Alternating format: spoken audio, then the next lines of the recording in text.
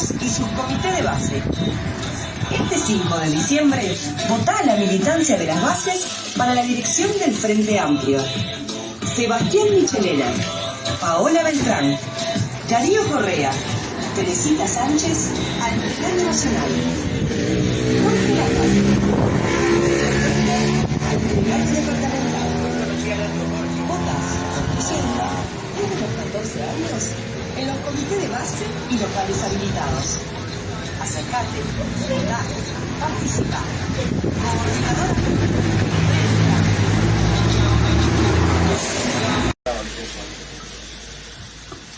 Hoy están con nosotros los compañeros Pelusa y Cristian. Cristian Martín Di Candi Acuña nació en Montevideo en 1981. Tiene un hijo, Salvador. Últimamente ha reenganchado sus estudios en la Universidad de la República. Integra nuestra fuerza política desde 2001, comienza a militar en la Asamblea Uruguay. En 2008 se integra a la nueva agrupación Magnolia, un colectivo de acción política de izquierda y feminista que construye horizontalmente y en el diálogo con el territorio y los movimientos sociales. Así se define. En 2013 acompaña a Constanza Moreira en su postulación a la presidencia. Desde julio de 2015 hasta abril de 2019 se desempeñó como prosecretario de la Intendencia de Montevideo. En abril de 2019 asume la titularidad de la Intendencia ante la renuncia del compañero Martínez. Fue intendente de Montevideo desde el 1 de abril de 2019 hasta el 26 de noviembre de 2020. Termina su gestión con una aprobación del 46%. De cara a las elecciones parlamentarias de octubre de 2019, integra la plancha al Senado de una alianza integrada por Magnolia, IR, Frente en Movimiento y Colectivo Plena. En 2019 fue galardonado con el Premio Legión del Libro otorgado por la Cámara Uruguaya del Libro. Él manifestó cuando asumió la intendencia: vendrán nuevos desafíos, pero hay espalda, hay equipo, hay ganas. Y hoy estamos ante un gran hito, lograr una gran votación para el próximo domingo. Y después un gran sí, para que se logren anular los 135 artículos de la LUC. Para eso necesitaremos mucha espalda y trabajo. Adelante. Bueno, compañeros, compañeras, muchísimas gracias primero que nada por la invitación, por esta instancia, este momento de intercambio, de poder, después de tanto tiempo intercambiando vía virtual, algo que hemos incorporado en los últimos tiempos y que por suerte hemos incorporado de buena manera para que sea una herramienta más para que tantos compañeros y compañeras que por diferentes razones no pueden venir al comité o que están haciendo sus quehaceres en su casa o bueno, circulando por las diferentes ciudades, o una herramienta para que podamos estar juntos y juntas con los compañeros y las compañeras del interior, esa cuestión que el Frente tanto tiene que trabajar, que es poder derribar de alguna manera una coraza metropolitana que tanto nos ha costado, que ha tenido sus consecuencias en todo sentido. Pero bueno, más allá de que durante todo ese tiempo estuvimos a través de la pantalla del celular, de la computadora, hoy podemos desde hace un tiempo poder vernos mano a mano y discutir, dialogar, interpelarnos como también nos hace y tanto necesitamos. También quiero agradecer obviamente la presentación.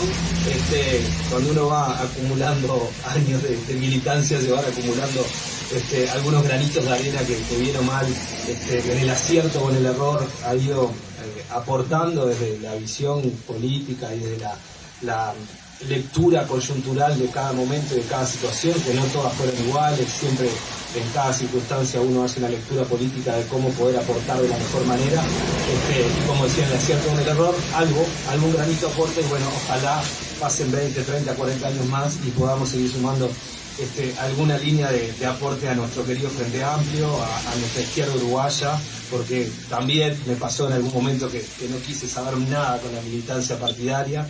Es algo que siempre cuento, porque me parece que hay que contar las buenas, pero también las malas.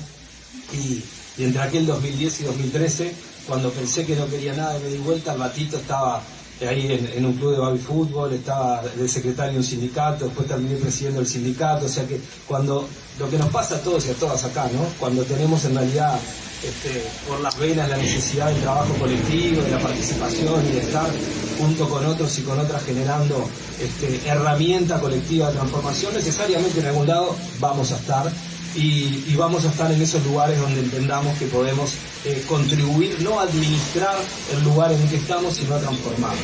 Me parece que esa tiene que ser de alguna manera la brújula que siempre nos marca el camino y la línea de trabajo que siempre tenemos que tener más allá del lugar que nos toque y las circunstancias que nos toque. Obviamente que no siempre se puede avanzar, como dice por ahí esa canción que tanto repetimos de la murga. Ay, qué horrible que la cantamos, la vida a la plaza, tanto, de los pasteles, que dice, sabemos que no vamos a avanzar todo de golpe, que todos los momentos son distintos, que a veces podemos avanzar 5 cuadras, a veces en un pasito, pero sí tener bien claro que nuestra visión de trabajo hacia la sociedad, hacia la ciudad, hacia el país y hacia el sistema que nos gobierna, tiene que ser de transformación. Creo que la izquierda, por suerte, algún día asumió, o asumimos, que no vamos a ser los héroes y los Robin Hood de nuestra vida material, que somos parte de un sistema que bien o mal en la historia de la humanidad no tiene como tuvo en su momento el absolutismo, el feudalismo miles de años, que el sistema capitalista tiene 200, 300 años con suerte, y que nosotros lo que tenemos que tratar de hacer de la manera que podamos es trabajar por la felicidad pública, por la felicidad colectiva, mientras tanto tratamos de transformarlo. Pero no olvidarnos que la felicidad pública y colectiva de quienes hoy viven y quienes transitan por Camino Carrasco, por Millán, por Agraciada o por la calle más al norte de Bella Unión, tiene que ser nuestro desafío permanente. Y cuando pensamos en la gente que vive hoy, que transita hoy, claramente esa lectura coyuntural nos irá llevando a diferentes arreglos políticos, arreglos institucionales y a marcarnos los desafíos de cada etapa y de cada momento. Creo que hoy, y así lo deben haber dicho cada uno de los compañeros y de las compañeras que han pasado por esta mesa, que aprovecho además a felicitarles por esta iniciativa y por este momento de intercambio, porque voy a poner un paréntesis más. La izquierda en sí misma, además de ser transformadora, creo que tiene que buscar siempre esto, no solamente lo del diálogo, sino lo de interpelarnos e interrogarnos para ser siempre una fuerza política superadora. Nunca podríamos quedarnos nosotros en la zona de confort de la comodidad. Creo que quizás en algún momento eso nos sucedió y nos pasó, el lugar de la incomodidad debiera ser siempre el lugar de confort de la izquierda, porque si estamos muy cómodos, de ahí quizás estemos administrando un poquito de más y quizás nos falte transformar un poco más. Pero por eso agradecerles esta instancia y que permitir también que tantos compañeros y compañeras en el interior lo puedan dar. Entonces decía que quizás quienes hayan pasado antes que yo y antes que Pelusa por acá lo hayan marcado. El Frente Amplio y todo el pueblo uruguayo de alguna manera tuvo un traspié o un punto de inflexión muy importante a partir de la derrota electoral del 2009, eso fue claro. Creo que el duelo nos duró muchísimo y nos costó mucho pararnos de cara a la lucha, porque la rebeldía se trata también de lucha, y la lucha no significa cosa rara como a veces nos quieren meter a la derecha o a veces los medios de comunicación, sino simplemente pararse junto con compañeros y compañeras espalda con espalda a generar proyectos colectivos de rebeldía y de transformación. Y después del 2019 ese duelo nos costó quizás hasta la jugada de firmas, quizás hasta la entrega de esas 800.000 firmas. Recién ahí el Frente Amplio logra, o por lo menos esta es mi visión, los militantes y las militantes del Frente Amplio logran sentir que bueno, ahora sí logramos pararnos hacia otro nuevo punto de inflexión que nos va a permitir trabajar hacia ese 2024 y ese 2025, hacia este proyecto superador que debemos proponerle a la ciudadanía para seguir gobernando el país y, como decía, gobernarlo para transformarlo, porque los problemas no son los mismos los problemas del 2004 que los del 2009, que los del 2014, que los del 2019, ni los que vamos a tener en 2024. No solamente por la acción y la omisión de este gobierno que está hoy en día llevando adelante los objetivos y las líneas estratégicas del país, que van hacia lugares donde nosotros diría que en la gran mayoría, por no decir en la totalidad de las áreas, no compartimos, sino también porque el mundo sigue cambiando, porque el mundo se sigue transformando, porque las sociedades van cambiando y porque el Frente Amplio tiene que ser capaz, desde su mirada programática y estratégica, pensar en el mediano y el largo plazo para incorporar agendas que le ha costado mucho. Esto tiene que ver también con cuestiones que a veces se ponen sobre la mesa en términos de la militancia y la juventud, por ejemplo. Quizás en 2009 tuvimos una juventud que se movilizó con muchísima firmeza y con mucha fuerza atrás de la juntada de firmas y el referéndum para derogar la ley de caducidad. En el 2014 tuvimos la batalla por el no a la baja, que también fue un factor movilizador de miles y miles de jóvenes alrededor de todo el país. Y nos fuimos olvidando que esas causas fueron mucho más movilizadoras en sí mismas que las propias estructuras y que las propias propuestas sectoriales y de base que el Frente Amplio lograba hacer. Y acá todos y todas tenemos que hacer nuestra culpa y saber que de alguna manera nos faltó proponer, o nos faltó más que proponer, construir con, porque creo que se trata más bien de eso, no de caer con el librito, sino decir, bueno, ¿qué escribimos en estas hojas en blanco que tenemos de aquí para adelante? Pero me parece que ese es un factor importantísimo pensando en el mediano y en el largo plazo. Y bueno, y en este momento estamos justo en una situación donde tenemos por delante uno muy cerquita, el 5, el próximo domingo, y otro más lejano, en marzo-abril del año que viene, con las elecciones internas del Frente Amplio y con el referéndum. Pero que en realidad yo no diría de verlos como un momento puntual. Creo que hay dos grandes candidatos, una gran candidata a nivel nacional, que tenemos grandes candidatas también y candidatos a nivel departamental, que hay buenas propuestas para que el Frente Amplio de alguna manera recupere una conducción que, como dice Fernando, nos ayude a ir volviendo, pero que lo importante es lo que pase el día después, porque lo que importa es lo que pase a partir del día lunes, y creo que ahí es donde nosotros tenemos que ser capaces de realmente, no por seguir en una autocrítica permanente, esta que tuvimos durante muchísimo tiempo, creo que ese proceso era necesario y ya está, quedó ahí, se cerró, tuvimos el Congreso, se llegó a sus conclusiones, esas conclusiones van a bajar, seguramente la próxima presidenta y la nueva conducción política va a tenerlo claramente en cuenta a la hora de conducir nuestra fuerza política, pero más allá de esa instancia, yo creo dos cosas: que la autocrítica debiera ser, más que una posada en el camino, una compañera permanente de cualquier ciudadano en tierra, ¿no? Uno debiera acompañar a la autocrítica consigo de forma permanente en el camino para poder ir evaluando todo el tiempo qué es lo que está haciendo, si lo que está haciendo ayuda a cumplir los objetivos, si lo que está haciendo ayuda a generar esto que se plantea de forma programática, esto que se plantea de forma política a nivel sistémico, o si hay que rever y no esperar 5, 6, 10, 15 años a tener que parar en el camino a hacer una gran autocrítica, sino que debiéramos aprender de aquí en más a que esto sea una cuestión permanente. Pero bueno, el Frente Amplio tiene muchísimos desafíos. El primero, lo decía hace un rato, que tiene que ver con la coraza metropolitana. Tenemos que ser capaces de, más allá de que estas herramientas nos ayuden, que nos pueden ayudar muchísimo más aún. El otro día comentaba en un comité, ¿cómo fue el comité de la ley que fuimos? Bueno, perdón el bache ya de diciembre del nombre del comité de los compañeros, pero decía, hoy tenemos herramientas para que de repente cada jueves el presidente o la presidenta del Frente Amplio o la mesa política o un compañero senador o una compañera senadora, por ejemplo, pueda estar, o el secretario de organización pueda estar en la misma hora, en el mismo momento, dando un mensaje, comunicando una línea política o transmitiendo una inquietud en el mismo momento a todos los compañeros de todos los comités de base del país. Y no se precisa una gran cosa, nada más que tener coordinado para que eso suceda. Y eso sería ya casi una revolución en términos orgánicos para nosotros.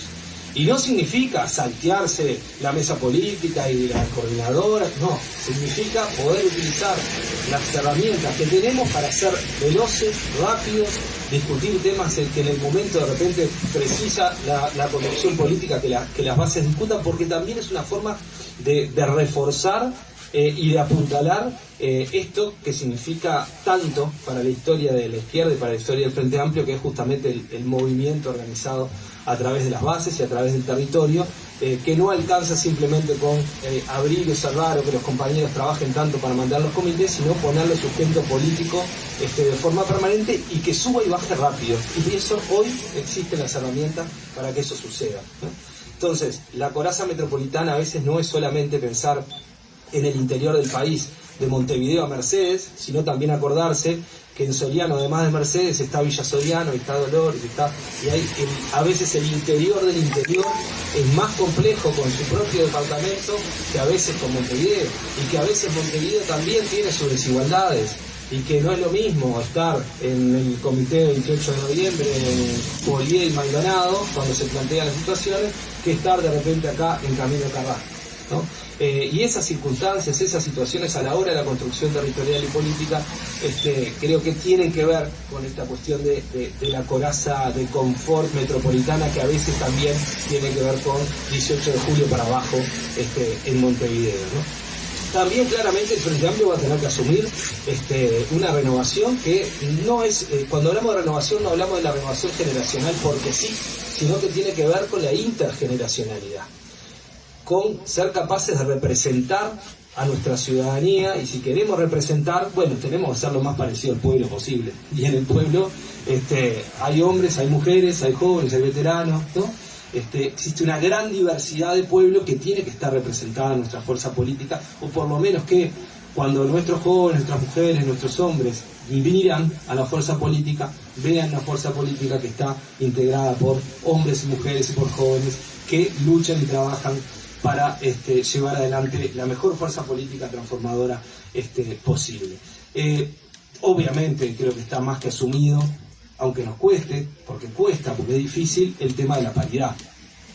Creo que si bien todos lo repetimos, todas lo repetimos, llegado el momento siempre es difícil, pero que tiene que ser, cuando uno asume una definición política, esa definición política tiene que verse reflejada luego en el ejemplo, y el ejemplo siempre tenemos que ser nosotros y nosotras, si no es muy difícil pedirle luego al otro. Y después el Frente Amplio a mí me parece que debe construir en principio dos cosas muy importantes. Una es un nuevo modelo de resistencia.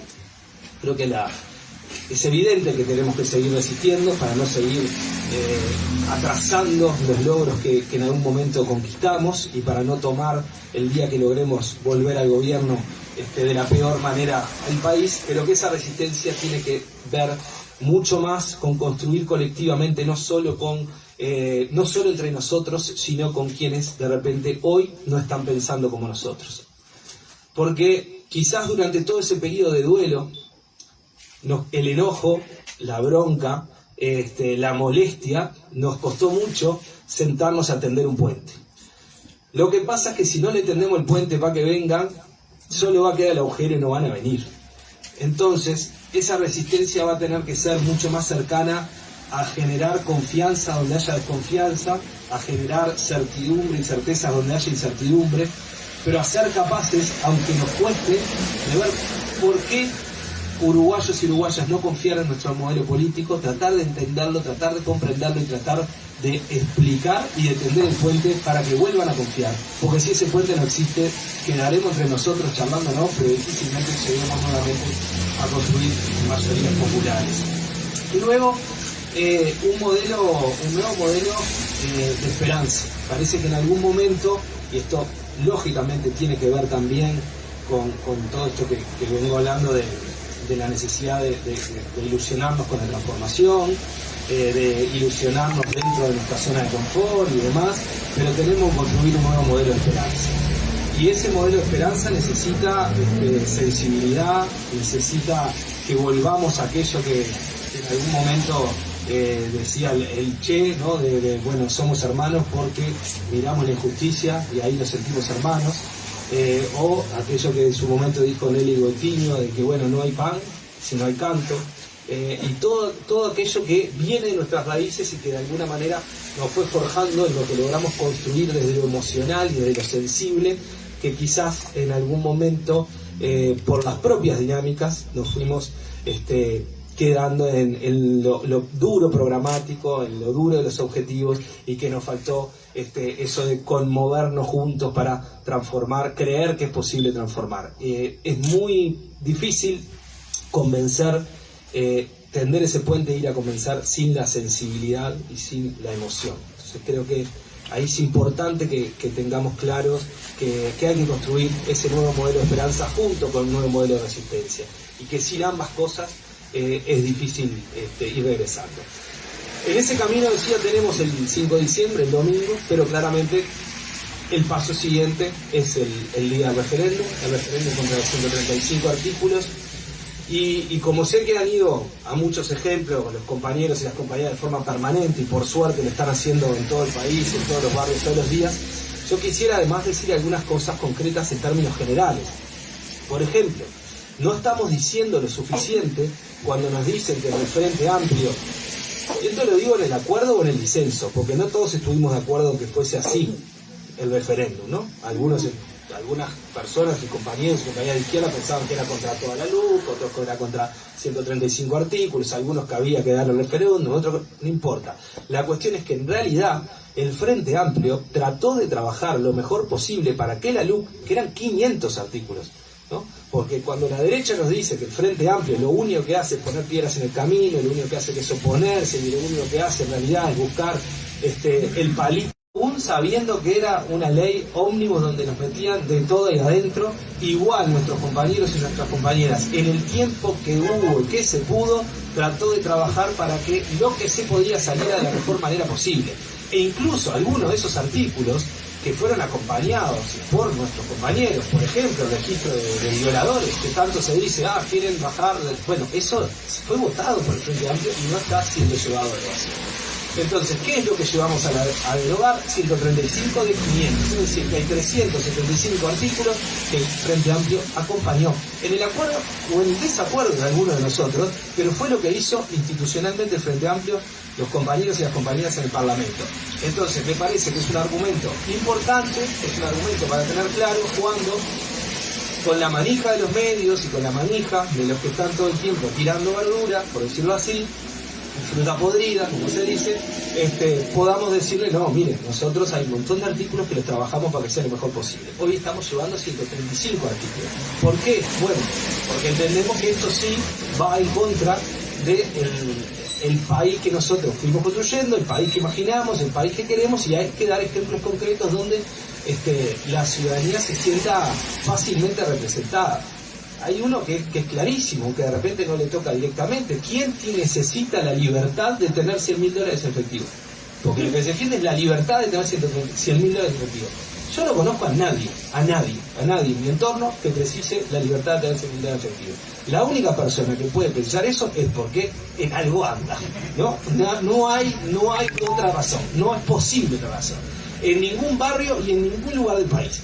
Después se podrá defender, perfecto, usted lo defiende, defiéndalo, pero está defendiendo el dinero, el negro y el lavado de guita del narcotráfico y de quienes se dedican a determinado tipo de actividades ilícitas que no son las que nosotros tenemos que sacar. Eso es un ejemplo concreto, clarito, que lo tiene cualquiera. Y obviamente el recontra repetido de la vivienda, y lo voy a poner no por repetido, porque ustedes se lo saben de sobra, y seguramente que nos estén viendo a través de la cámara también, sino porque les voy a dar un ejemplo concreto. Yo fui intendente hasta 26 de noviembre, hace un año y poquito, del 2020. ¿Saben qué me pasó? Me quería mudar, y siendo ex intendente y reconociéndome, no tenía garantía de alquiler. Pasé por un montón de inmobiliarias. No existe posibilidad de que uno elija la garantía que quiere utilizar. Quien elige la garantía es el dueño de la casa, es el propietario. E incluso en alguna inmobiliaria tuve el tupé de decirle, me quiero acoger al artículo de la LUC, quiero alquilar sin garantía. No, eso es imposible. Digo, bueno, pero es legal, sí, pero el propietario quiere contaduría, anda a puerto.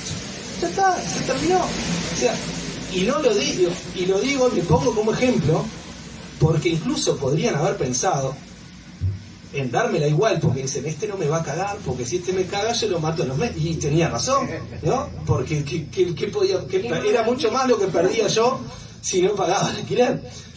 Pero ni así. Era porto, contaduría o anda. Esos ejemplos concretos la gente lo entiende. Y cuando uno lo baja a ese lugar, bueno, ni hablar del muchacho que fue asesinado el otro día en una azotea, que pobre hombre, ni hablar, que ahí salió la primer senadora del gobierno a decir los disparates que dijo, los compañeros Pacha y Charles Carrera, que bueno, sacaron un tweet y los disparates que aparecieron ahí por parte de la primer senadora del gobierno, allí está. Entonces, creo que cuando el tiempo que nos queda para defender la necesidad de la derogación de estos 135 artículos, tenemos que lograr bajarlo a ejemplos muy concretos, que para las personas sean muy claros. Es imposible discutir sobre los 135, es muy difícil, tampoco es la mejor estrategia, pero sí poner ejemplos concretos y marcar que no es, porque también en esto se nos va la construcción de puentes, que no es una actitud de tirar todo porque queremos tirar todo, porque también hay ejemplos concretos en donde construimos junto con un gobierno que no compartimos y con una herramienta que no compartimos, y sin embargo allí estuvimos construyendo de todas maneras. A ver, creo que si la ciudadanía nosotros logramos empatizar desde su vida cotidiana, desde la política bajada a la esquina, sí, sacándole la poesía de lo que esto implica, sino que las personas entiendan esto tan claro que de repente para nosotros en este ida y vuelta es muy simple, pero que lamentablemente tanto accionar mediático durante tanto tiempo en contra de la política como herramienta ha destruido. Si nosotros logramos defender la herramienta política con cuestiones concretas y simples, vamos a estar muy cerca de llegar. Ahora, tampoco creo que tengamos que poner esto como un plebiscito al gobierno, porque esto no es un plebiscito al gobierno. Porque si nosotros plebiscitamos al gobierno, los que corremos riesgo somos nosotros. Porque ¿dónde se plebiscita el gobierno? El plebiscito del gobierno está en los 100.000 pobres nuevos. El plebiscito del gobierno está en las ollas populares, en las 6.000 empresas fundidas, en las dificultades que tenemos en torno a la educación. Ahí todos los días en la calle se está plebiscitando el gobierno. Esto concretamente es el plebiscito por 135 artículos. No hay que darle más color que el que tiene, que por supuesto es importante, por supuesto, es un punto de inflexión innegable, como lo fueron las 800.000 firmas. Pero tampoco podemos llevar esto junto con el argumento anterior que les decía, a que la discusión sea: están plebiscitando al gobierno, están queriendo tirar y poner trabas al gobierno, y entonces esto es una plebiscitación al gobierno, y entonces sí, no sé si de repente se llega a 1.150.000 votos y por alguna razón no se llega, entonces el gobierno es el ganador, este es el tipo de programa político, programático y la agenda que la gente quiere. Bueno, no, porque también sabemos que en Uruguay hay muchísima gente que no va a votar, hay muchísima gente que le cuesta ir, que no se informa, y eso es todo un barco que hay que, bueno, subirlo en su vida, ¿no? Y que hay que remarlo, y que esa responsabilidad nos va a quedar para nosotros. Obviamente que los desafíos que tiene el Frente Amplio hoy son muchísimos. Por suerte estamos en un momento de desafío. Creo que como todo punto de inflexión es una oportunidad, como toda crisis es una oportunidad. Los desafíos tendremos que aprovecharlos.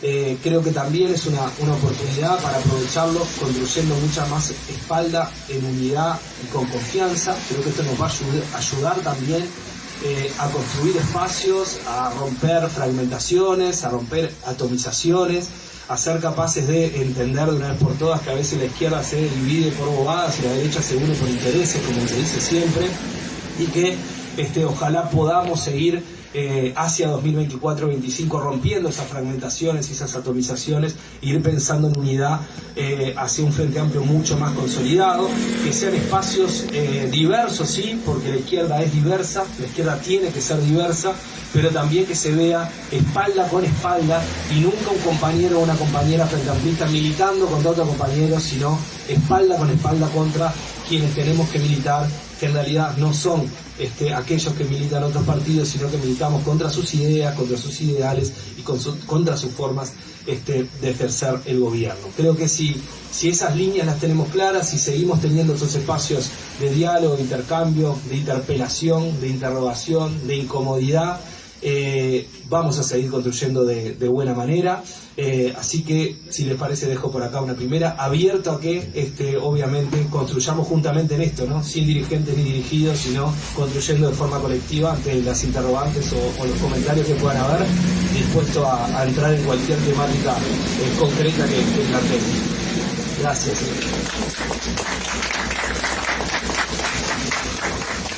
Mira, más que me estaba quedando. Ahora presentamos a Shirley Pelusa Medina. Es madre de 7 hijos, abuela de 17 niños y bisabuela de 2. Capaz que aumentó alguno. Fue madre a los 17 años, sufrió violencia doméstica, como muchas conciudadanas y amigas y compañeros. Y en el 75 fue a vivir a Isla de Gaspar, y allí rearmó su familia. Comenzó a trabajar en el barrio uniendo a las mujeres contra la violencia de género, luchando para que los chicos fueran a la escuela y estudiaran.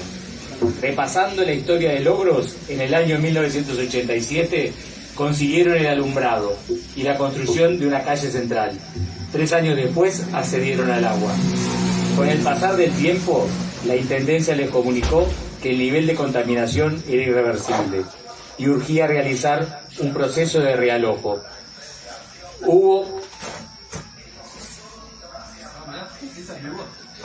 Perdón. Yo creí que estaba pasando un parlante.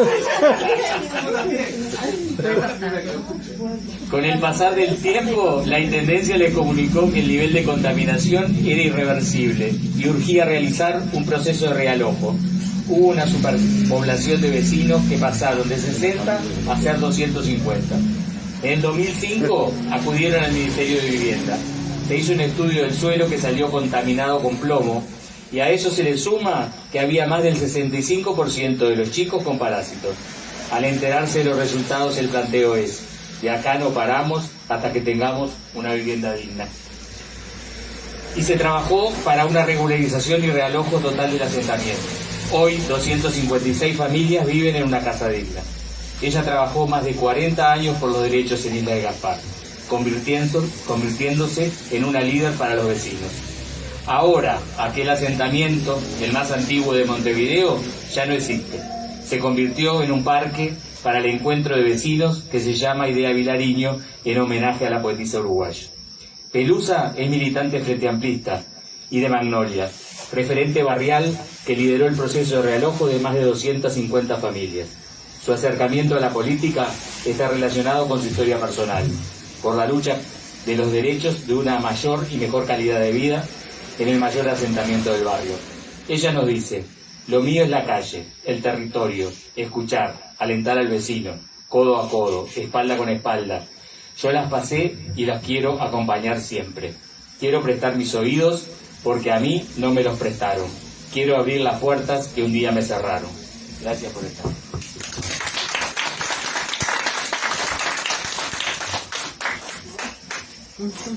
Qué compromiso. Qué compromiso, ¿no? Después de todo lo que ya, la clase que nos dio este chiquilín, y bueno, y las palabras de Carlos. ¿Qué puedo decir? Fue muy duro, viví durante 45 años en Isla de Gaspar. Cuando vine al barrio no había luz, agua ni calles, eran casas de chapa y cartón, eran aquellas chapas negras de cartón. Y las latas eran latas de aceite de 5 litros, esas eran las paredes. Así que bueno, año 1975.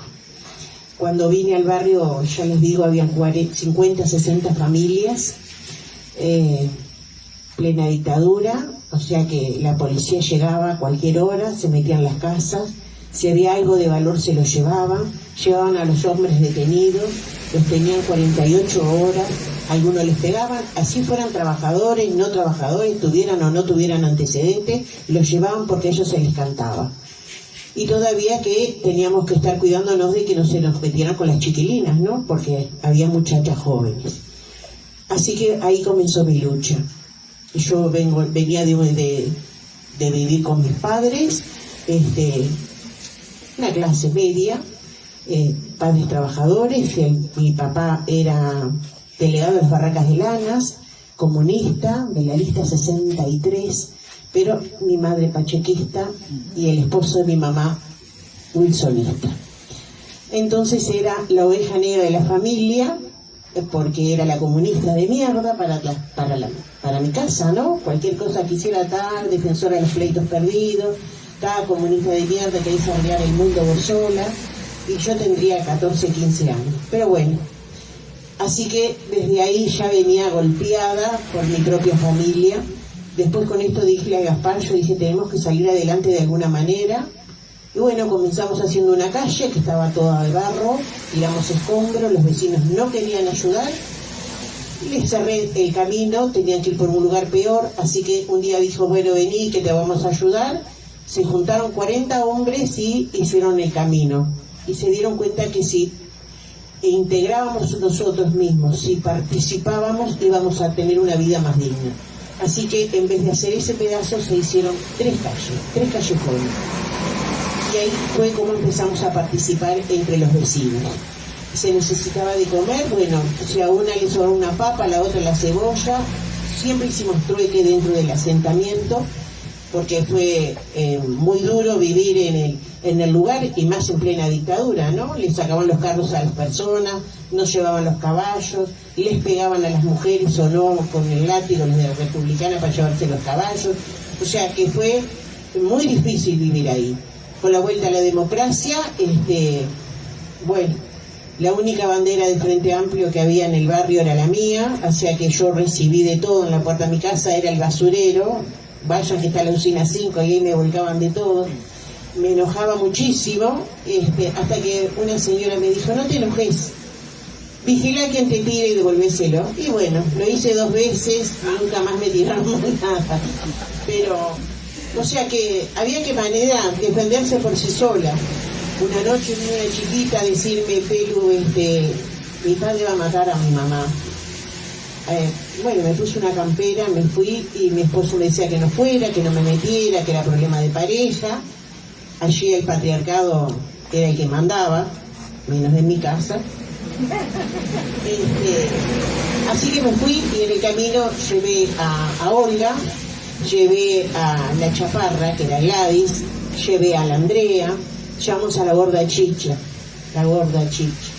Qué personaje la gorda Chicha, Margarita Miranda.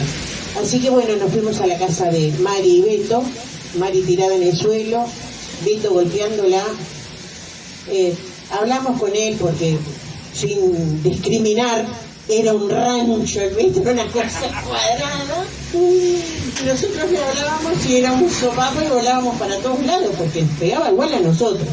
Entonces, como él se crió con mi esposo, yo fui y dije, mirá, Beto, déjamela atender, que sale sangre de la nariz, vos andá a lavar los platos, no tenés que ir, pumba, me dio un sopapo y me dio contra un carro, en la cual me dolió porque había un fierro. Entonces me enojé, agarré la tabla de sentarse del carro, y justo Beto se había hecho agarrarla de los pelos, y ahí le entregué a dar a Beto hasta que Beto cayó. Lo llevamos a Mari al hospital, tenía una quebradura de brazo. Nos hicieron ir a la seccional 15 porque ella había sido golpeada. Bueno, nos dijeron de todo menos que éramos bonitos, que vayamos a ver qué era lo que estábamos haciendo, que en vez de cuidar a los hijos andaríamos con algún macho. Bueno, de todo menos que éramos lindas. Nos tuvieron toda la noche, al otro día a las 5 de la mañana recién nos mandaron para nuestras casas. Pasó, a los 2 días va Beto y golpea en mi casa, y ya habla con mi esposo, que dijo que me tenía que dar una paliza porque yo me había metido con él y le había pegado. Entonces María dice, mira, nosotros las cosas las arreglamos de diferente manera. Dice, pero si le estás pegando a tu mujer, ¿cómo la vas a dejar que se mate? ¿La vas a matar? Bueno, ahí estuvieron discusión, no, eso te la... No, si vos le pegás, entonces vamos a tener problemas, porque es mi mujer, no la tuya. No, pero le tenés que pegar. Decime una cosa, Beto, ¿vos te fijaste tu tamaño y el mío? Si te pego a vos, a mí me mata. Quedó por esa. Beto no le pegó más a Mari por un tiempo, por lo menos mientras vivió en Isla de Gaspar. Eran discusiones, pero ya los golpes eran menos. Y ahí hicimos la cuadrilla de mujeres.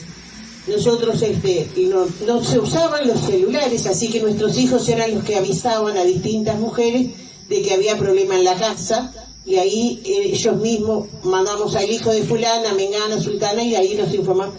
Y hicimos una cuadrilla de 12 mujeres. Así que ya por los 80 ya estábamos cortando con las golpizas en el asentamiento. Y es así como se vive. Hay que organizarse, hay que juntarse, hay que ser participativo en todo. Es de la manera que salimos adelante. Yo recibí insultos de todo tipo. A mí me decían, anda, ya yo iba. Y si no me atendía, me quedaba sentada y perdía 3, 4 horas, iba todos los días. Bueno, ahora no me quieren dar teléfono, ¿no? Porque ya después los teléfonos celulares fue la muerte. Yo les llamaba a cualquier hora. Perseguí durante 5 años a Erlis, después le tocó a Ana, sí, a Erlis, pobre, hasta ahora me dice, lejos pelo, lejos me hace. Arana también, a Arana lo hice andar en un carro a caballo, o sea que pasaron todos por allí. El mismo Tabaré Vázquez estuvo en nuestro barrio, pero era el intendente, no teníamos ayuda del gobierno, que era lo que nos podía hacer algo. Así que en el 2005, cuando salen por primera vez la izquierda, ahí fue cuando empezamos a respirar. Se puso un equipo técnico a trabajar en el barrio, se hicieron un montón de cosas, medidas paliativas, se limpió, se hicieron cunetas para que las casas no se inundaran. Eso fue muy importante para todos los vecinos. Ya empezamos a caminar hacia una vivienda digna, hacia la vida más digna, con una calidad de vida mejor. Ya teníamos agua, teníamos luz, teníamos calle, teníamos cuneta, teníamos quien nos escuchara. 5 años trabajando en eso, y lo único que le pedíamos a él es que hiciera un proyecto, cosa que el que viniera intendente después siguiera ese proyecto. Lo perseguimos hasta donde no hubo lugar. Bajaba Erlich y Pelusa con un cartelito, y la te espera. Y la te espera hasta que él fue en el barrio y adelante de todos los vecinos le dijo que iba a hacer ese proyecto. Así que bueno, comenzamos después, esperamos a la nueva intendente, que fue Ana Olivera, y empezamos a perseguir a Ana Olivera. Cartitas diciendo que había un proyecto, que queríamos que se hiciera Isla de Gaspar. Y bueno, Ana me llama, le mandé 2 cartas, nunca tuvimos una contestación. Los vecinos querían ir a Avenida Italia, a parar, a hacer fuego, a parar los autos. Pero eso no sirve. Vamos a ir todo por lo legal primero y después hacemos lo que debemos hacer. Yo me enojé mucho porque pasó un mes y no teníamos contestación. Así que dije, bueno, vamos a hacer una tercera y última carta, y si no nos atiende, no nos da respuesta, vamos a ir a la explanada. Pero todas personas mayores, sin niños, porque los mayores somos los responsables. Un vecino dijo, bueno, yo les llevo en el camión.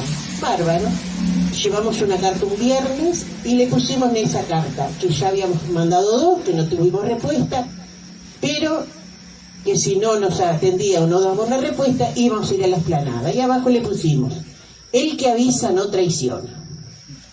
Llevamos la carta y el martes siguiente a las 8:30 de la mañana suena mi teléfono y me dice Ana, hola, sí, Pelucita, soy yo, Ana.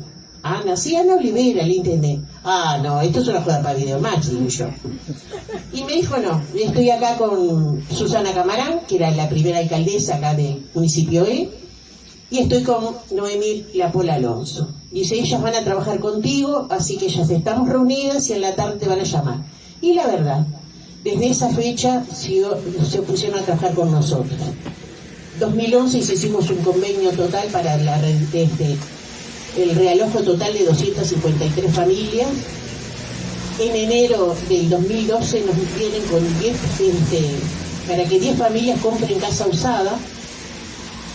Después se compraron los terrenos, porque eso lleva tiempo, conseguir terrenos en la vuelta. Así que bueno, las primeras 30 familias se mudaron en el 2013, noviembre de 2013. Aquí cerquita, Sulfelden y Camino Carrasco. Y quedó parado. Los únicos que se iban mudando eran las familias que compraban casa usada. Después se mudaron 5 familias al complejo Citarrosa. O sea que, pero estábamos quietos, no había nada, pero igual yo iba, golpeaba, pesaba, iba, llamaba por teléfono, molestaba, porque esto tenía que seguir. Entonces me decían, Pelusa, ¿por qué no te compras la casa? Si vos tenés para comprarte casa. Y yo decía, no me voy a comprar casa, porque si yo empujé a mis vecinos a esto, yo me voy, compro casa y queda todo en la nada. Y aunque yo venga al barrio y diga, me van a decir, vos tenés tu casa, no jorobes. Entonces me quedé con mi vecino. Yo dije, no me voy a ir hasta que no se vaya a luz. Y yo cumplí mi palabra. El 5 de septiembre del 2018, a las 22 horas, dejé mi barrio, el lugar donde están las raíces de muchos vecinos, de muchas familias. Y nos fuimos, no quedó nadie, ni perros, ni gatos, ni nada. Porque hubo algo ahí que ensució el trabajo que se hizo durante tantos años, diciendo que los vecinos, en vez de hablar de los vecinos y vecinas que iban a tener un gran cambio de vida, se pusieron a decir que los vecinos habían dejado sus animales tirados en el lugar. Y no es así. Fíjense que si hoy ustedes visitan el último realojo que fue en Juana Manso y Celiar, hay una familia, una sola familia que tiene 35 perros. ¿A ustedes le parecen que dejan los perros, que hubiesen dejado los perros tirados? No. Los perros que quedaron en el lugar eran los perros que no eran de nadie, eran los perros que vienen en los autos, en las motos, los vecinos caminando y los dejaban ahí y ahí quedaban. Nada más que nosotros se les daba de comer, no nos hacíamos dueños de los perros, pero le dábamos de comer y de agua. ¿Cómo no? Y había un vecino que les construía casitas, lugarcitos con cartón o con una chapa doblada y ustedes iban ahí los días en invierno y habían 10, 12 perros que no tenían dueño, pero tenían un lugar donde dormir. Pero no era la culpa nuestra. Entonces eso ensució ese realojo que se había esperado tanto y tanto tiempo. ¿Saben la felicidad de muchos chicos que iban y tenían, tengo baño? Eso es impagable. No tengo que pisar el barro, tengo la escuela cerca. Hoy me miran de distinta manera. Eso es muy importante. Y hoy hay más de 14 realojos parados por la luz. Más de 14 realojos que están parados, no se está haciendo nada. Las viviendas que están entregando es porque la Intendencia siguió construyendo, porque ellos mandaron a parar esa construcción, pero era más caro pararla que seguir, así que se siguió. Las viviendas que se entregan son con dineros de la Intendencia. Aquí tengo al hombre que no me deja mentir. Tenemos uno cerquita, el Progreso, que tiene el terreno, tiene todo. ¿Dónde está el dinero? La Fortaleza, que tenía el terreno, ya estaba todo pronto, el dinero no está. Ahora dice que les van a dar casa usada. Con lo difícil que es mantener una casa usada, ¿no? Entonces, bárbaro, Dios quiera que se las den mañana mismo, pero que se las den y no que los lleven a cuento. Ahí está la luz. Teníamos parado. Les voy a decir un caso reciente de una sobrina, estaba alquilando, se quedaron sin trabajo y estuvieron 2 meses sin pagar el alquiler. Hicieron un esfuerzo con la familia, se juntó y se les paga la mitad de un mes. Vino un cedulón, 6 días para dejar la casa. Se quedaron con ese dinero, 6 días. O sea que se tuvieron que desparramar los chicos, la familia, los muebles, en 6 días para irse. Y antes habían alquileres sin garantía, pero tenían 6 meses para irse. Y los que buenos pagadores tenían 1 año. Hoy es al revés. Los buenos pagadores tienen solamente 3 meses y los que no pagan 6 días, que pueden ser 3. Así que si tendremos que votar el sí más grande que nunca para que se deloguen esos 135 artículos. Y no solo eso, voy a hablar de la luz, sino también voy a decir que estoy con Magnolia, representando a Magnolia, con la cual fue invitada para participar en convocatoria serenista progresista para ser parte de esa transformación. Llevamos a Cristian Dicandia y los jóvenes que tenemos en Magnolia, que es un montón y todos muy bien, buenos chicos, para ver si podemos hacer esa transformación que tanto necesita nuestra coalición, o sea, nuestro partido, ¿no? es el cambio generacional. Yo sí estoy para acompañarlos. Ellos son jóvenes, tienen otra vista, nosotros tenemos la nuestra.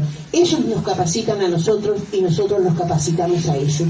Creo que tenemos que caminar juntos a los jóvenes para poder hacer esa transformación que tanto necesitan. Con Cristian y con otras nuevas caras pueden llegarse a las bases, ese contacto que tanto necesita el partido con las bases. Yo soy respetuosa de las instituciones, pero me parece que debemos ser, en fin, más participativa que representativa. Me parece que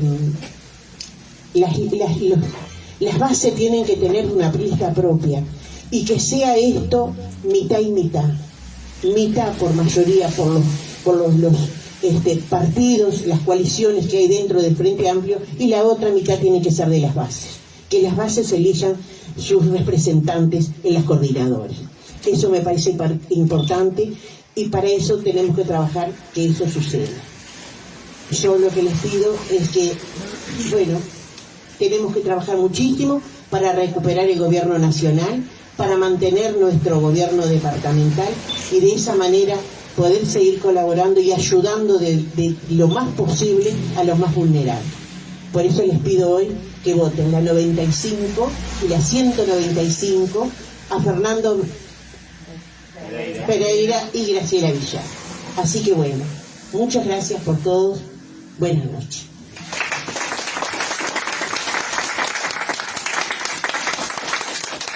Compañeros, ¿alguna pregunta para Pelusa, para Cristian? Han sido más que claros, entonces. Bueno, desde Facebook, en directo, son todas felicitaciones, destacan algunas frases, como esa que ya la derecha se une por interés y la izquierda se divide por pavada. Y bueno, compañeros, si no hay ninguna pregunta ahora puntual, sí. Luis siempre tiene una acotación. Son varios. En realidad son más de una, ¿no? Siempre es necesario tener a un Luis igual. Vamos, mira, no, primero una corta, porque cuando te referiste a vamos a decir, al desbalance que hay entre el interior, sobre todo el interior profundo, y la parte urbana, vamos a decir, ¿no? Yo me quería referir a eso porque yo voy con frecuencia al interior, vivo allá aparte del físico, ¿no? Y vos sabés que yo frecuento, vamos a decir, militantes, pero son militantes que tienen un miedo bastante grande de aparecer, porque hay que considerarlo que funciona como un sistema feudal. Ahí vos tenés el intendente que tiene todo su aparato y existen localmente, vamos a decir, dignatarios, vamos a decir, representantes, y si perdés el trabajo, olvidate, ¿no? Y entonces ellos se sienten, he hablado con ellos y se sienten abandonados, claro. Y eso yo no veo que mejore, ¿no? Ha pasado ya unos cuantos meses que estoy haciendo un movimiento ahí y no pasa nada. Y si se mantiene así, no los van a visitar, no tienen contacto, no se animan a tener un comité. Ya, ¿no? Sí, yo, a ver, siempre es algo que se manifestaba y que estaba como en la discusión y en el discurso de todos y de todas permanentemente luego de la derrota, ¿verdad? Tuve la oportunidad de hacer una recorrida fines de junio, principios de julio, bastante larga, que además me di gusto de hacerla con mi viejo, que la hicimos mano a mano, que nunca lo habíamos hecho, y bueno, a veces uno dice que es el momento ahora, porque la vida nunca se sabe, y la hicimos durante 10-15 días. No fue una recorrida política clásica de elección, sino fue más bien decir, bueno, es un momento de recorrer un camino con mi viejo, y de paso, obviamente, hicimos todos los comités de base posibles, los pueblos posibles. Hicimos San José, Colonia, Soriano, Río Negro y Salto, y Paysandú y Salto, y hicimos muchísimos pueblos. Y voy a contar dos anécdotas. Juan Lacase, el compañero alcalde de Juan Lacase, me decía, mirá, un día me llamó Antía y me dijo, está bien, te voy a dar los 6 funcionarios que precisa del municipio de Juan Lacase, 5 lo pones vos y 5 lo pongo yo. Y el compañero viene y dijo, bueno, vos ponés a lo que te parezca, los 5 míos van a concurso. Y dijo, no, me parece que no entendiste. Los 5 los pones vos y los 5 los pongo yo. Nada de concurso ni de nada. Dice, no, bueno, mirá, yo a Diego me los voy a poner, van a concurso. Entonces entran solo los 5 que pongo yo. Y eso sucede en el interior del país de forma permanente, y ese relato y ese cuento, a esto que decís vos, del miedo y de la sensación de terror ante las circunstancias lógicas, porque como decíamos hoy, uno podrá querer hacer la mejor transformación del mundo, la mayor revolución del mundo, pero darle de comer a los hijos le tiene que dar hoy, ¿no? Le tiene que dar mañana. Y además perdés el trabajo y... Totalmente. Entonces es muy comprensible que las personas, como personas que son y como miembros de una familia que son y como responsables que son de sus hijos, de sus hermanos, de sus padres, sientan dificultades. Ahora, también es cierto que compañeros y compañeras de los 70 en adelante han logrado ir construyendo algo de organización en circunstancias mucho más complejas y más difíciles que las que tenemos hoy. Entonces, tendremos que ver de qué manera, desde los lugares más cómodos de militancia, como puede ser un Montevideo, un Canelones o los centros urbanos, ayudamos a que en los centros no urbanos o en las zonas más rurales tengan algún tipo de espalda para sentirse un poco más protegidos. Que no es fácil, obviamente no es fácil, porque también cometemos errores del otro tipo, y ahí voy al otro ejemplo. En Villa Soriano, lo primero que me dicen los compañeros y las compañeras de allá es, acá todos pasan, siguen para Mercedes, y claro, como es un pueblito que tenés que correrte 100 kilómetros para allá, y si lo contás en votos, debe haber 5 votos, nadie gasta ni la nafta. Como a mí me lo dijeron antes, dije, bueno, después que te lo dicen tenés que ir, ¿no? Porque si no pasás a ser parte de lo mismo que dicen, ¿para qué voy a ir? Ahí, vamos. Y estuvimos ahí con mi viejo, recorrimos, charlamos, fuimos al comité. La verdad que todo lo que se hizo en los primeros 5 años de gobierno del Frente Amplio Villa Soriano es impresionante. Se hizo un muelle nuevo, se hizo un centro de UTU, se hizo una zona de prefectura, y me muestra una escuela en la plaza. Entonces, esta escuela es nueva, es la mejor escuela que tiene Soriano. Da para la plaza. ¿Sabés dónde estaban los carteles? Los carteles daban para la calle de atrás. Nos pasamos 5 años llamando al ministerio a los compañeros a decirle, che, mirá que nadie ve que los carteles de la escuela le hicimos nosotros. Y quedaron ahí y no nos dieron pelota.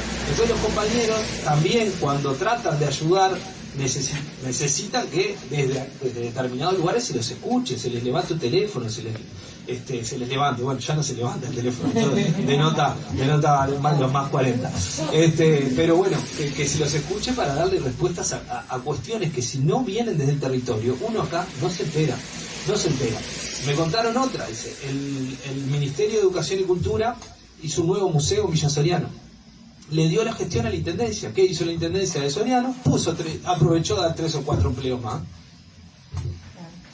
Y los compañeros me comentaban que iban allí a los vecinos y le decían, ¿hasta cuándo pagás vos tu trabajo? Ese empleo que te dio la Intendencia Blanca en el año 72 o en el año 60, ¿hasta cuándo lo vas a pagar? ¿Cuántas elecciones lo pagás? Y es difícil romper con todo eso. Porque si no logramos, lo ideológico muchas veces entra, pero si no logramos que lo ideológico vaya a lo personal, todo este relato que hace Pelusa, lo que más claro deja es que no hay nada más político que lo personal, que la vida de uno. Eso es algo que las nuevas generaciones, de alguna manera, y los feminismos con mucha fuerza lo han logrado poner en palabras y lo han logrado plantear en la calle. Que lo personal es político. Sí, claro. ¿Sabes qué? Hay que hacerlo con constancia, no es ir una vez y chao, porque es decir, tenés que mostrar presencia no solo a tus compañeros sino a los demás, ¿no? Que tenés una actividad y estás influyendo de alguna manera. Sí. Y esto, otra cosita que me había quedado, además de esto de decir lo de Pelusa, que es un gran ejemplo de que lo personal es político, también esto de ir al interior y de tomar ciertas decisiones de conducción tiene que ver con la gestión. A veces la palabra gestión nosotros le tenemos cierta tirria o viste, la miramos medio que ay, esto nos están vendiendo la escuela de no, bueno, en realidad la gestión simplemente es saber manejar el auto. Uno puede tener muy claro lo ideológico y saber para dónde va, pero si no sabe manejar el auto se revienta a la primera esquina. Y también puede saber manejar el auto y no saber para dónde ir, ¿no? Entonces, que eso también es complicado. Entonces, así como los gobiernos hay que saber para dónde ir y saber manejar el auto, también la fuerza política no solamente hay que saber para dónde ir, sino también manejar el auto. Y la fuerza política se gestiona, como se gestiona una familia, como se gestiona la vida de uno. Estos son los problemas que hay, estas son las soluciones posibles, qué soluciones son mejores, y se tienen que tomar decisiones y asumir esas decisiones. Y parte de esas decisiones que hay que tomar en la gestión de la fuerza política, además de todas las que dijimos, es que el contacto permanente con los compañeros y compañeros del interior de ida y vuelta tiene que ser desde el día 6 de diciembre. Y digo de ida y vuelta porque no pueden ser desembarcos de nosotros ir a decirle qué es lo que tienen que hacer, porque lógicamente es como que venga acá, el de Punta Carretas, a decirte, mirá, acá en Camino Carrasco, y no, nosotros sabemos lo que está pasando acá en el territorio. Ahora sí, construirlo colectivamente, porque capaz que hay soluciones que de repente acá no se ven, y otro viene y dice, mirá, allá lo hicimos de tal manera, perfecto, viene bien, o al revés, pero una cosa es la construcción colectiva y otra cosa es el desembarco pensando que somos los que venimos sabiendo todo, ¿no? Que eso a veces a los compañeros del interior les duele. El GPS tiene que ser la base. El GPS. Le voy a agregar el ejemplo. Una pregunta para Pelusa en Facebook. Sí. Pregunta Gabriela si los vecinos con los que compartiste tu experiencia fueron conscientes de que fue gracias al FA junto con ellos que lograron su vivienda. ¿Alguno votó multicolor? Pregunta. Un cariño grande a Pelusa. No. Al menos cuando se fueron de Isla de Gaspar, yo puedo decirlo así orgullosamente, que el asentamiento Isla vivía y flamaba las banderas del Frente Amplio. Todos votamos Frente Amplio. No creo que al menos los realojados de Isla de Gaspar haya alguno que hayan votado los multifrutas o los que sean, pero no, todos Frente Amplio. Y una cosa que debemos hacer es, cuando estamos, tratar de que la gente tenga credencial cívica. Saben que muchos de los realojados no tenían credencial cívica. Bueno, no tenían cédula de identidad. La cédula de identidad, hubieron personas que tenían 70, 50 y 40 años en Islas de Gaspar que tuvieron recién la cédula de identidad en el 2005 y 2006. Que Tabaré Vázquez nos mandaba un ómnibus y ellos se encargaban de inscribirlo en el registro civil que no estaban inscritos. Eso fue algo muy importante. Nosotros hablamos con la directora de la escuela 167 y comenzaron a ir en el año 80 30 niños que no estaban inscritos en el registro civil. No estaban inscritos. Y así estaban los abuelos y los padres y los tíos. Cuando en el 2005 gana la izquierda, fue un gran logro que se nos mandara ese ómnibus y pudieran escribir a un montón de gente, no solo de Isla de Gaspar, sino de Goiz y Merino, del otro asentamiento que tenemos de Candelaria, el de Morelli, Campo Galuso, o sea, que se notaron un montón de gente. Estuvo viniendo una semana entera para recabar las informaciones y después estuvo viniendo 15 días para sacarle la foto y sacarles la cédula. ¿Saben a lo que ir y traer un montón de cédula? La gente tener un documento de identidad, bueno, eso sin pagar. No existían los celulares para que salieran las fotos. Sí, perdón, tomó la palabra, ¿viste? Tomó la palabra. Un poquito, sí. Eso es la estoy de falta, no te olvides. Bueno, esas son las cosas que hay que repetir, esos son los logros del Frente Amplio, eso es darle dignidad también a la gente, darle una identidad, construir ciudadanía. Eso es muy importante y eso lo tenemos que saber y eso lo tenemos que repetir porque no fue una cosa pequeña, fue algo muy, muy grande, muy importante y que hasta el día de hoy, más allá de no estar en el gobierno y eso que tú decís, mucha gente no tiene credencial cívica a nosotros nos pasó en las barriadas, recogiendo las firmas, que mucha gente quería firmar, pero no tenía credencial cívica. Es cierto. A mí me pasó, no solo eso, me pasó en las elecciones anteriores, sino hoy por hoy, yo sigo visitando asentamientos, sigo trabajando, trato de organizarlos, que es lo que se necesita, que los vecinos se organicen para tener logros. Estoy yendo al Fortaleza, al Che en el Cerro, tengo el 31 de agosto que es en Sayago, el Chacarita de los Padres, que está ahí en un realojo que se va y viene, Santa Teresita que está enfrente, el Progreso que tenemos aquí cerca, o sea, que siempre estoy con esas personas. Y con las 256 familias que fueron realojadas, hasta ahora me llaman cuando tienen problemas, no les importa la hora. En estos momentos estoy yendo una vez por semana, cada 10 días, al último realojo, que es en Juan Amanso y Cochabamba, que se conoce más, porque están teniendo una serie de problemas ahí, muchas balaceras, se han sacado gente de las viviendas, y bueno, y ahí, ¿a quién llaman? A Pelusa. Entonces me tengo que ir a pelear con todo el mundo para que la Intendencia vaya.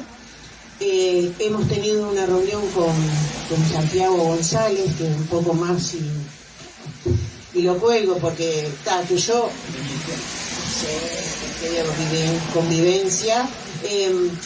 A ver, cosas importantes, balaceras de 100 tiros, un montón de cosas, y el tipo, no, pero tenemos que ver. A ver, si llamamos al 911 y nos dicen que no hay móvil.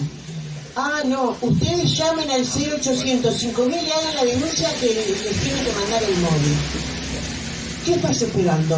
El tipo se enojó porque le pregunté si él tenía hijos, qué él hubiera hecho si tenía una balacera cerca de donde están los hijos, donde él vive. ¿Sabes lo que me dijo? No, señora, eso es una boludez. Se reba. Con el ejemplo que diste del tema de que los 5 concursan y 5 no concursan en la afirmación anterior, nosotros también pecamos mucho de ingenuidad, ¿no? Porque en el área de la salud, donde yo estaba trabajando ahora, usamos todos. Y ahora, cuando cambió el gobierno, los concursos quedaron todos sin efecto. O sea que...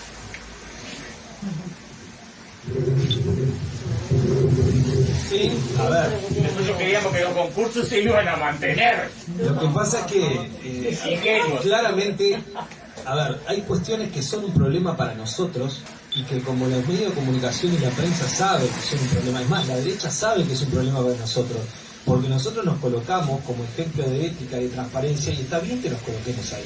Entonces cualquier discusión, cualquier dilema que tenemos en torno al faltante de estos lentes, para la izquierda es un problema. Pero para la derecha no lo es. No es un problema que pase eso. Porque tampoco nunca se propusieron ser los garantes de la transparencia, de la ética, nunca lo fueron ni lo van a ser. Porque hay otro tipo de intereses que los mueven y otro tipo de objetivos en torno a la agenda del gobierno. Entonces, es un problema para nosotros. Siempre va a ser un problema. Porque nosotros no podemos recorrernos de ese lugar. Porque si nos corremos del lugar de la defensa, de la ética y la transparencia, dejamos de pararnos en el lugar de posición política histórica y de transformación de la sociedad.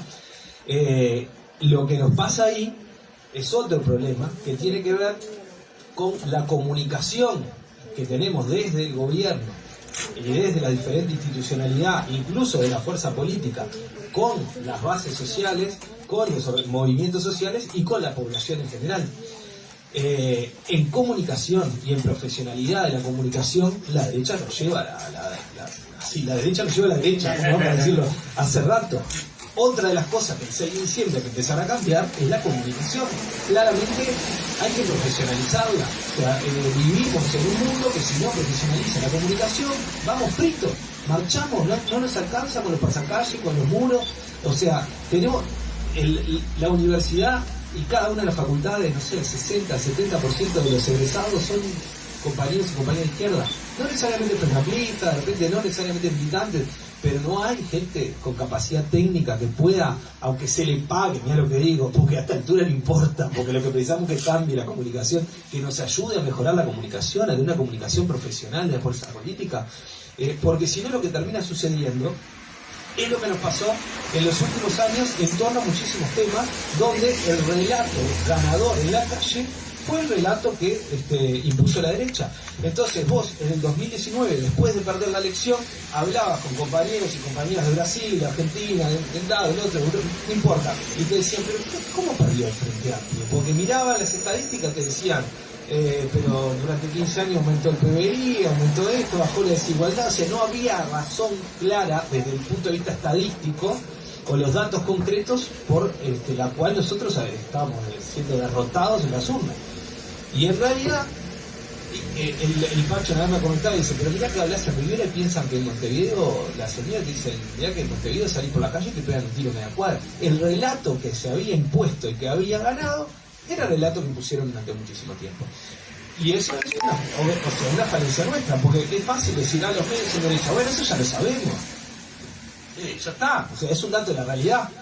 Nosotros tenemos que operar a través con esa realidad y ver cuáles van a ser las herramientas para que esto no suceda, ¿no? Pero si no transformamos la comunicación, si no logramos nuevas herramientas y nuevos mecanismos donde realmente se genere otro diálogo, otro intercambio y una transformación cultural de la gente, no importa, porque a la gente le termina importando lo que pasa a fin de mes con su sueldo en su casa y se termina olvidando de todo lo otro. Porque, no sé, capaz estoy siendo muy largo, vos estás como levantando, pero... No, y sin embargo te digo que la misma derecha, para vender a los inversores del exterior y todo eso, utiliza todos los logros nuestros para... Con total desparpajo, porque afuera además... es una cosa y adentro es total otra. desparpajo, porque además no podés decir que está mal, porque si está bien, están diciendo lo que estamos haciendo, lo que hicimos. Entonces te ponen en un lugar de absoluta incomodidad de forma permanente, donde cual es difícil salir. Difícil salir. No, yo tengo alguna otra pregunta por acá, Dale. Dinámica intelectiva. Gabriela otra vez pregunta, y te pregunta, dice, para Dicandia, ¿pensaste en reunirte con candidatos a intendentes del interior para contar tu experiencia y escuchar sus dificultades? Como ejemplo, dice, pienso en Mota de Colón y tantos otros grandes compañeros. Un cariño. Bueno, con Mota nos hemos reunido varias veces, un gran compañero. Cuando estuvimos con Colonia, estuvimos de hecho almorzando con él y con Luis, por estrés. Siempre hay un intercambio y de vuelta, obviamente, y la total disposición para hacer siempre el encuentro que sea necesario, con Pablo Ponce, el Seriano también. Estuvimos también en Rocha con la compañera que estaba en su momento de intendenta, con Flavia. Tampoco fue, para decir la verdad, una demanda que he tenido mucho, ¿no? Pero obviamente que existe total disposición. Si hay algo que enseña y enseña los golpes, es la gestión del día a día, ¿no? Esa intendencia, ni hablar la intendencia de Montevideo, supongo que todas, pero la de Montevideo muchísimo, es un mundo inmenso que tiene que ver con la vida diaria de la gente desde el día que nace hasta el día que muere, ¿no? Porque te da la partida de nacimiento y te entierra. Esa es la realidad. Y en el medio te pasa la vida entera. Entonces, se habrá cosas.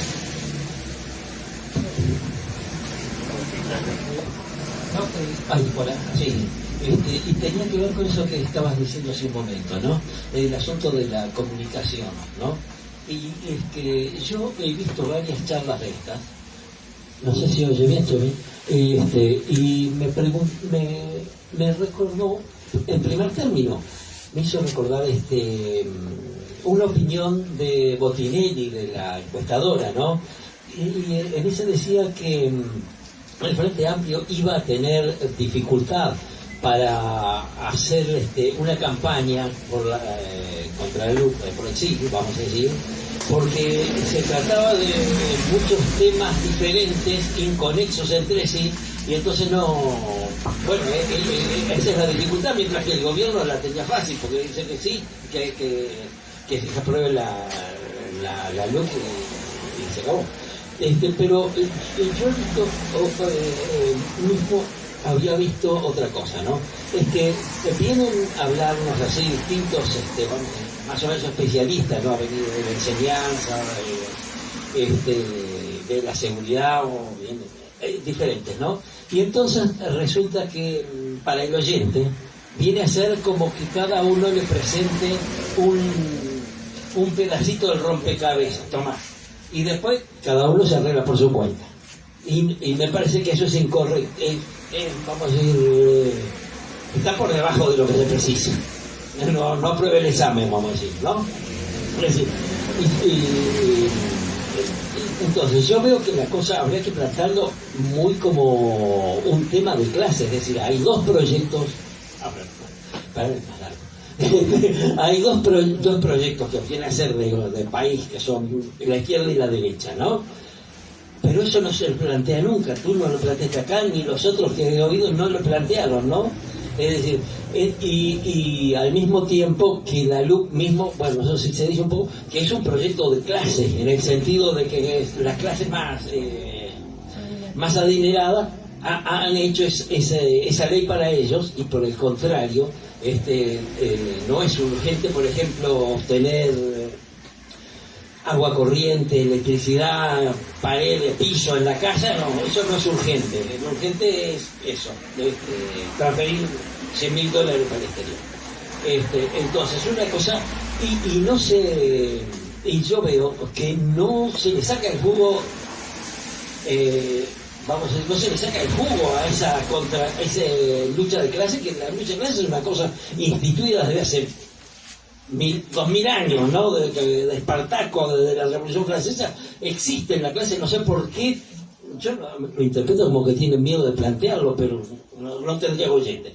Y al mismo tiempo tenés que ver las posibilidades que tiene la contraparte tuya, porque la derecha tiene el gobierno, tiene holgada mayoría en el Parlamento, tiene los canales de televisión y las encuestadoras, y te llevan con toda facilidad, y ahí está. Pero lo que yo me preguntaba entonces, ¿existe acaso una dirección de la campaña de propaganda? Por la LUC, la dirección, o cada cual se larga por su cuenta, o cómo piensan resolver eso. Está muy bien, Luis, la pregunta, porque en realidad tiene que ver justamente con el centro de la cuestión estratégica que tenemos que tener clara y tomar definiciones políticas por delante en estos años, en torno no solamente a la LUC, sino en torno a lo que va a ser las propuestas y la campaña para llegar al gobierno nuevamente.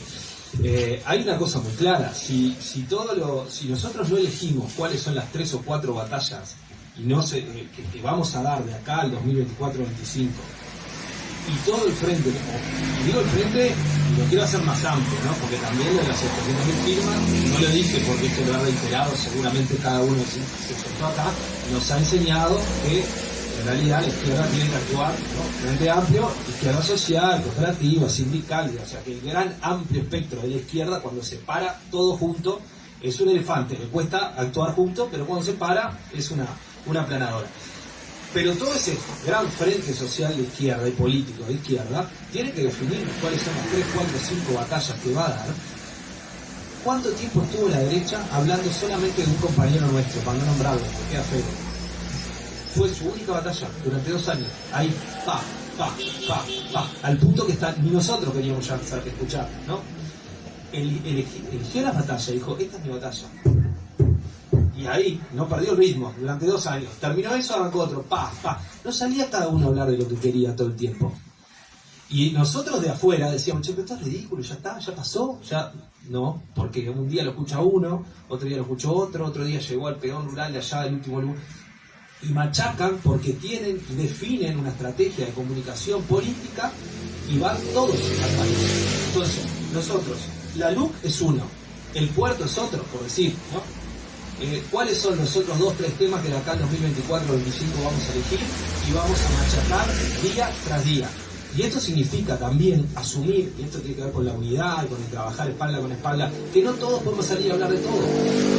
Que de repente hay compañeros y compañeras que son los que tienen que hablar de determinados temas, que son porque se especializan, porque saben o porque le llegan a la gente. Eso es lo otro, ¿no? Porque una cosa es saber todos los temas, pero saber uno todavía se puede informar y se puede capacitar. Llegarle a la gente hoy es tan importante como saber el tema. Y eso nosotros también lo tenemos que aprender. En el 2014, la batalla por el no a la baja en realidad la terminaron encabezando dos gurises que no los conocía nadie. Y salió bien, ¿tá? Pero hubo una estrategia atrás de eso. ¿Significa que hoy es la misma estrategia? No sé, no digo que sea la misma.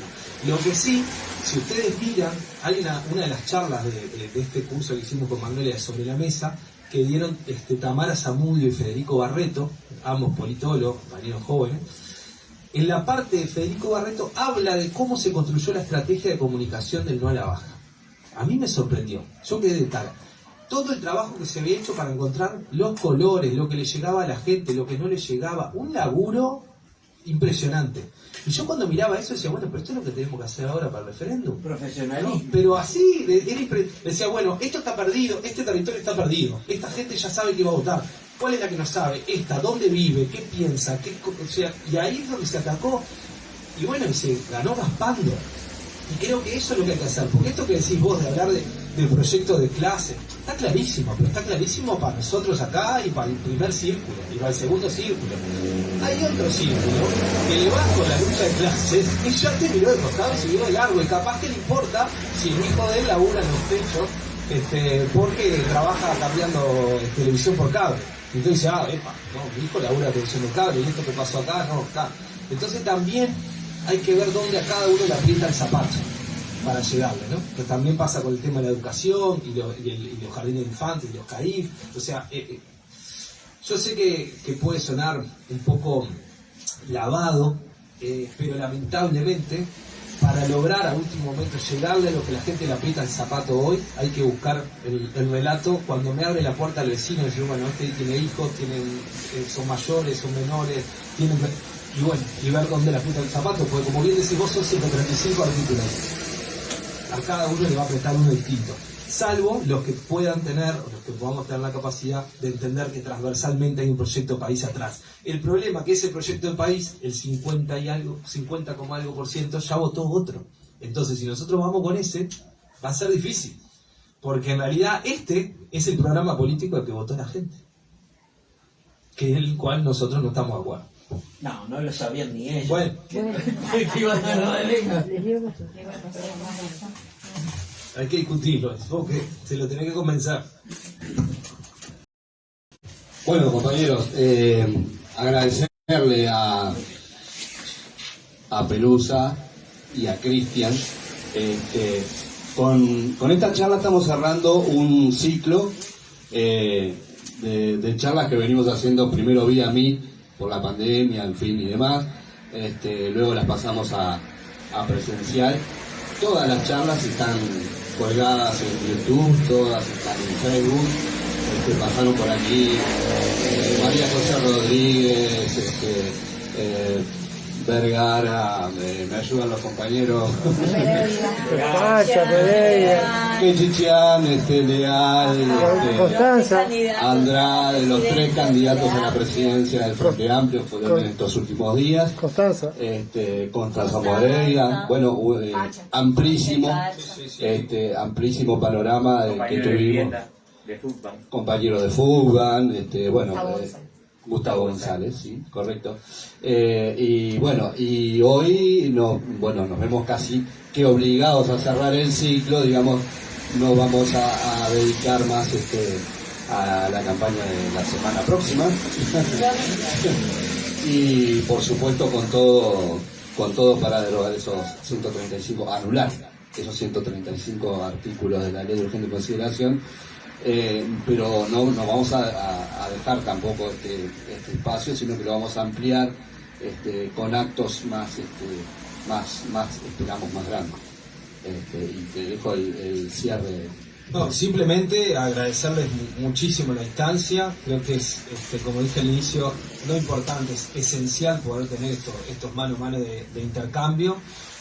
Generalmente en el 99% de las cosas estamos de acuerdo, y en esta diversidad a veces tenemos alguna discusión, y eso es lindo porque ahí logramos sacar una síntesis que nos permita seguir creciendo y en realidad llamarnos, convocarnos, autoconvocarnos todos y todas a seguir militando con mucha fuerza. Esto no lo digo principalmente para quienes estamos acá, que acá estamos con este día de lluvia una vez más, como cada vez que nos convoca el Frente Amplio militando y encontrándonos, sino para cada uno y cada una que nos pueda ver en algún lugar a través de esa pantalla de Facebook, que es importante que nos encontremos en la calle militando, encontrándonos con otros, generando proyectos colectivos. Si nosotros, como bien decía hoy Pelusa, no estamos en la calle, no nos encontramos, si no encontramos proyectos colectivos, nada vamos a poder esperar del resto, todo lo tenemos que esperar de nosotros y de nosotras mismas, trabajando en unidad, con sensibilidad, con esperanza, con resistencia. Importantísimo el domingo, ir a votar, ser conscientes que tenemos que votar todo lo que hay que votar, no solamente las presidencias nacionales, las presidencias departamentales, los plenarios departamentales y nacionales a través de sectores, sino también la importancia en este territorio, en un comité de base, de que hay que apoyar y hay que respaldar a los compañeros, a las compañeras que en cada lugar del territorio construyen fuerza política, que construyen proyecto político, y votar a las bases es muy importante, y a veces queda ahí por fuera del relato, por fuera del discurso, porque obviamente es una elección compleja, que nosotros la entendemos muy bien, pero cuando la empezamos a explicar para afuera es compleja, y entonces en esa explicación a veces quedan las bases de lado, y en realidad es muy importante para nuestra fuerza política poder seguir machacando y machacando en la importancia de respaldar a todos esos compañeros y compañeras que son los que construyen fuerza política semanalmente. Así que a las órdenes, y muchísimas gracias cuando lo deseen.